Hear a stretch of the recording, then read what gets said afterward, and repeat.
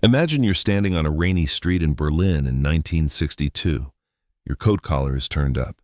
Your shoes are wet. You pretend to study the window of a closed bookstore, but really, you're watching the reflection in the glass. A man with a gray hat has passed the same corner twice. Maybe he's just lost. Maybe he's waiting for a bus. Or maybe he's secret police and your cover is about to fall apart. In your pocket is something tiny, almost laughably small. A roll of microfilm, a coded message, a slip of paper with a name that could change someone's life. You don't carry a gun. You don't look glamorous. You don't feel like a movie hero. Mostly, you feel cold, tired, and very aware that one wrong glance could get you arrested. That was the real world of Cold War spying. For nearly half a century, after World War II until the early 1990s, the United States and the Soviet Union faced each other without launching a full-scale war. Instead, they fought in the shadows.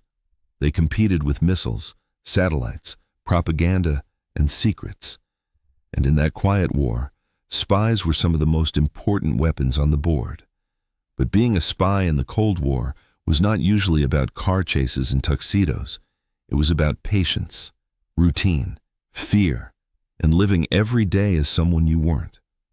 If you were a spy, your first job was to disappear in plain sight. You might be posted overseas as a diplomat, a journalist, a trade official, or a cultural attaché. On paper, you were attending receptions, writing reports, or meeting local contacts.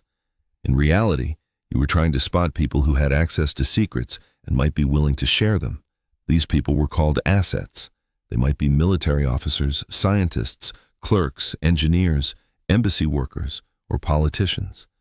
Some spied for money, some because they hated their own government, some because they believed they were helping prevent war, and some were trapped, pressured, or blackmailed. Your job was to recruit them without scaring them away and without being noticed. That meant learning how to have conversations that seemed ordinary but weren't. A casual chat at a party might be a test. A lunch invitation might be the beginning of a relationship. A comment about politics, a complaint about money, a hint of frustration with the system, all of it mattered. You weren't just collecting documents, you were reading people. And once someone agreed to work with you, the dangerous part truly began. Meetings had to be planned with extreme care. You might spend hours checking whether you were being followed.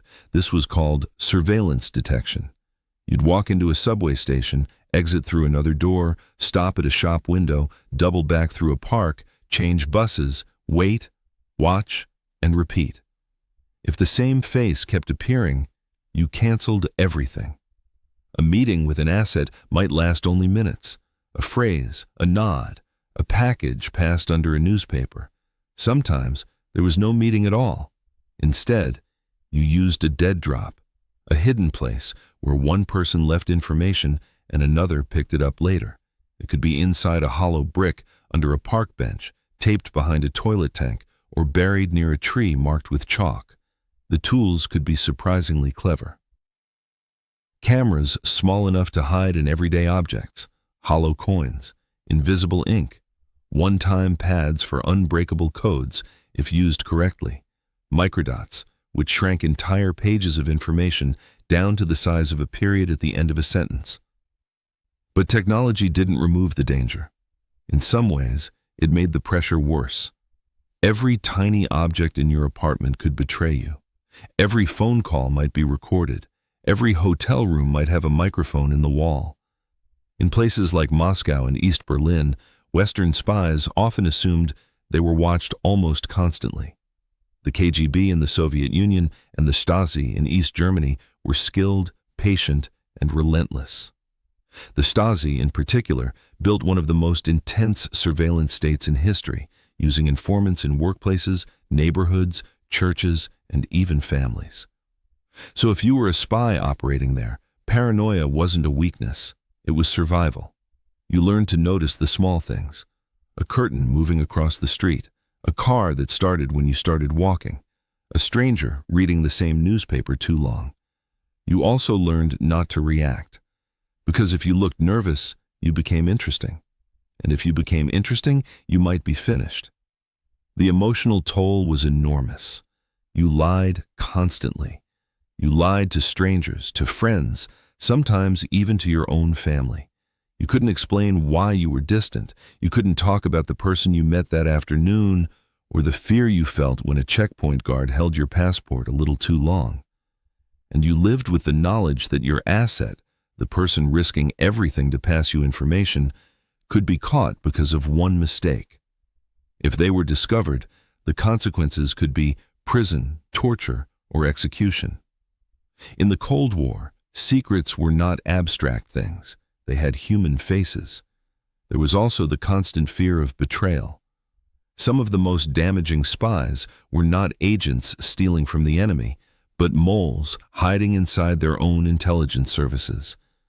A mole could expose operations, reveal names, and destroy years of work overnight. The CIA feared them. The KGB hunted them. MI6 had its own painful history with them. Trust was necessary, but trust was dangerous. And then there was the strange moral fog of it all.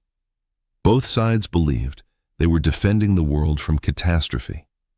The West feared communist expansion and nuclear blackmail.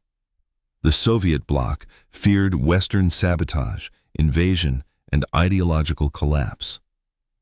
Spies sat right at the center of that fear.